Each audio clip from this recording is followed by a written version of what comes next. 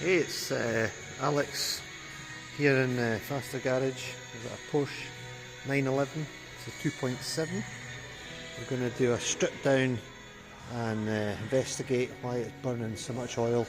I'd imagine the rings are gummed up and the bores will be pretty badly worn. So I've got this engine to strip and rebuild, which should be good fun. It's a damn good clean down and totally strip apart. Got a good workshop here, so got my tools ready to go. Love doing this kind of stuff.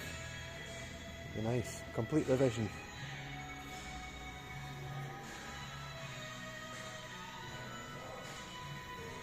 Six-cylinder 2.7. A bit of a mess. Okay, here we go.